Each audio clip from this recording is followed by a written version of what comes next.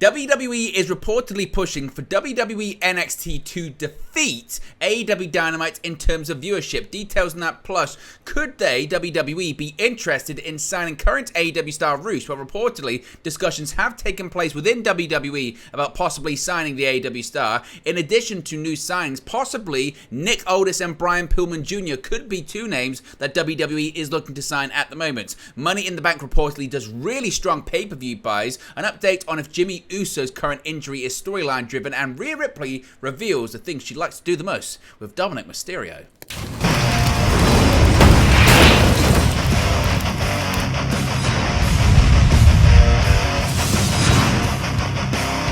Hey guys, welcome back to Wrestling News 365. Hope everyone is doing very well. As always, there are plenty of news stories to get into in the world of World Wrestling Entertainment. Let's start off talking about possibly the Wednesday Night Wars being revisited despite the shows being on different nights. That, of course, was WWE NXT versus AEW Dynamite. It's largely considered that AEW won that Wednesday Night War, considering that, of course, NXT moved to Tuesday nights. But despite the Wednesday Night War between AEW and NXT not ending too well for WWE's Black and Gold brand in 2021, the company may be pushing for the now Tuesday night show to once again compete with AEW's flagship program. With NXT's recent viewership helped by main roster integration, seeing viewership numbers that come close to and in some cases even surpass Dynamite, it seems as if the recent success is not only aiding WWE in their TV rights renewal for NXT, but is also providing hope that the show may be able to beat AEW more consistently. Writing in the Wrestling Observer newsletter, Dave Meltzer details WWE's internal reaction to NXT's recent success, saying, quote, "The 2 points most talked about by different people were that this is a contract year, so these gains are coming at a great time for the renewal price, and those in NXT who are definitely pushing for the idea of doing numbers that beat Dynamite." In early June, WWE President Nick Khan detailed the company's strategy to implement NXT as more of a third brand rather than just the company's developmental show. The key component of this approach was the implementation of main roster talent on the Gold brand, as well as crossovers from NXT stars on both Raw and SmackDown. This is something we have seen in spades, even in the short amount of time since the interview, with several top stars such as Seth Rollins and most recently the Judgment Day appearing on NXT television. Judgment Day's recent crossover in particular seems to have set a more, or become a more long-term move certainly, especially following Dominic Mysterio's North American Championship victory over Wes Lee on July 18. Dirty Dom's big win helped NXT see a large boost in their viewership, scoring a total of 746,000 viewers, their second highest rating since 2021, with the only one beating it in that period being the June 20 episode that featured Seth Rollins versus Bron Breakker, that World Heavyweight Championship match that drew 773,000 viewers. For comparison, last week's July 12 episode of AEW Dynamite, not this week's Blood and Guts episode, that was naturally higher than a normal episode, drew 825,000 viewers. Of course, the Mysterio and Rollins episodes of NXT were higher than normal episodes too, so for NXT to defeat AEW Dynamite right now, it would likely have to be a special episode of NXT versus a normal, if not lower than normal episode of Dynamite, but certainly it isn't impossible, particularly in the minds of the WWE executives right now. With Dom set to stay on Tuesday nights, he may have his hands full with numerous different rising stars looking set to try and take his newly won championship away from him, including the former champion Wes Lee. So what are your thoughts on this? Is this a possibility moving forward for WWE and for NXT? Could they start to defeat AEW Dynamite regularly in terms of viewership and maybe even key demographic as well? Let me know your thoughts about this in the comment section below. And what does this mean for AEW? What does it mean for Tony Khan? And what does it mean for his current media rights negotiations with Warner Bros. Discovery as well? Now, speaking of AEW and WWE, one talent that could be set to leave AEW is Rush, and possibly he could be headed to WWE as well. WWE are believed to be keen on signing Rush, with AEW making strong offers to convince him to stay. Rush is someone which AEW fans have really taken to during his very short stint with the company. As part of LFI, the 34-year-old has already amassed a catalogue of high-quality matches, despite only being involved with Tony Khan's company for around 12 months. In recent recent times, Rush's future has been a popular topic of discussion, especially since he signed a one-year contract in May 2022 and has faced visa issues along the way. To provide an update on his future, Dave Meltzer has written in the Wrestling Observer newsletter that WWE are interested in the star, while AEW have made a strong offer in an attempt to keep him on their books. Quote, Rush has been talked about a lot in WWE given his contract situation, although he is believed to have had a very strong offer from AEW to stay. As of right now, at the time of recording this video, it's unclear what exactly the future holds for Rush, with his last match coming on Triple H's Triple Mania show, while his most recent AEW appearance saw the Mexican star end up on the losing end of a six-man tag team match on Rampage. Of course, if we get any more updates on Rush and his AEW future, or possibly a WWE future, we'll let you know in the future. But could you see Rush heading to WWE, and what would that look like? What would his future look like in World Wrestling Entertainment? Now, speaking of two other stars that WWE reportedly is interested in, Nick Aldis and Brian Pillman Jr. are names that have been linked to WWE recently. Former NWA World Heavyweight Champion Nick Aldis, who most recently appeared in Impact Wrestling during a short stint where he wrestled Alex Shelley for the Impact World title at the recent Slammiversary pay-per-view, is said to be interested in WWE, with WWE reportedly earlier this week having high interest in him, also potentially offering him a trial as a producer. Another name that has been brought up with WWE recently is Brian Pillman Jr., whose AEW's deal recently ran up and is now a free agent. He was reportedly seen training at the WWE Performance Center recently. In an update from Dave Meltzer in the Wrestling Observer newsletter, he reports that Nick Aldis is back in talks with WWE, but also has interest from AEW. Also noting that him being hired right now is less likely due to the WWE/Endeavor merger with UFC. Quote, someone in WWE noted to us about Brian Pillman Jr., who AEW didn't renew the contract of and is training at the Performance Center, and while not impossible, it would be less likely he'd be hired right now until after the merger is complete, Meltzer says.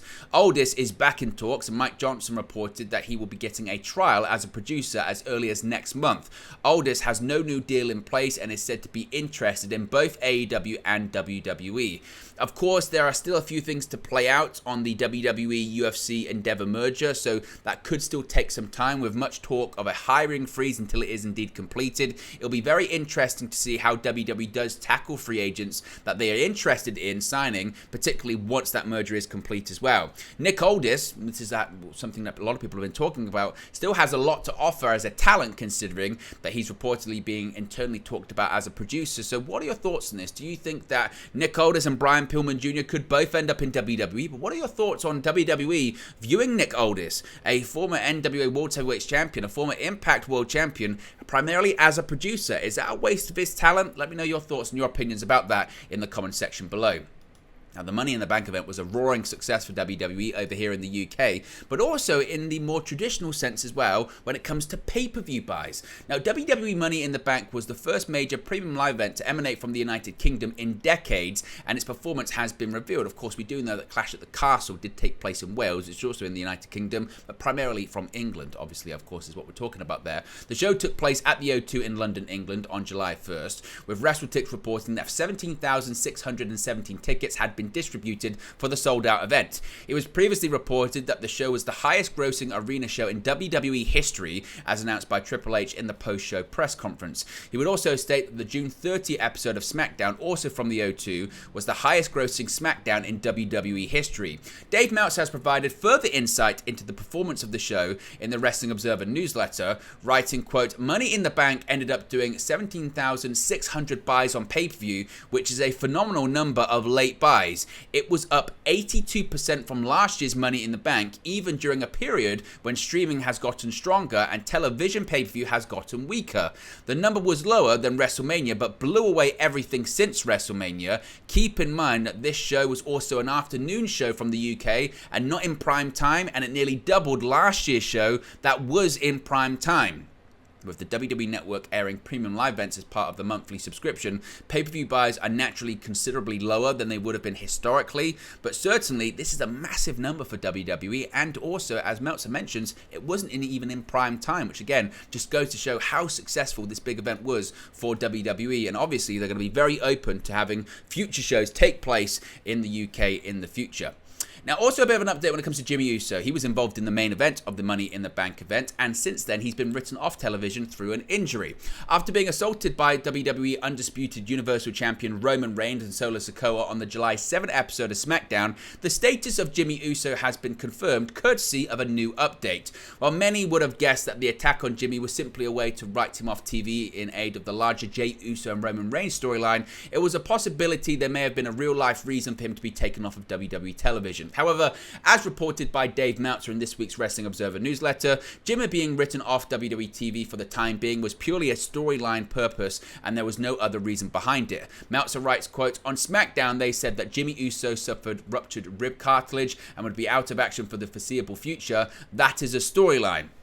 Jey Uso versus Roman Reigns will be part of the main events for this year's SummerSlam from Detroit's Ford Field on August 5th. The match has not been yet made official, but this week's SmackDown, that being July 21st on FS1, will see Jey and Roman stand face to face to discuss the rules of engagement, so there will likely be an official announcement shortly after or even during that segment.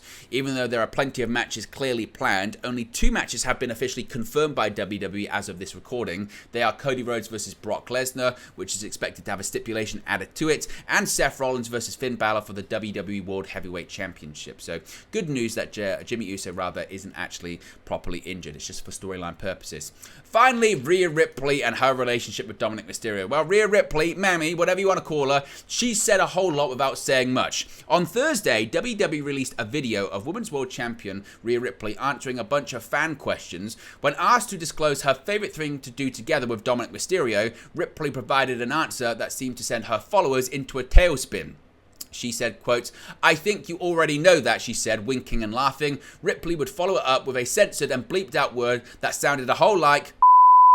While the nature of Ripley and Mysterio's on-screen relationship has been left a lot to the imagination, Mysterio referring to Ripley as Mammy at every given opportunity and Ripley putting the words "Dirty Dom" on her face could be viewed as telltale signs of WWE presenting the Judgment Day stars as kayfabe lovers.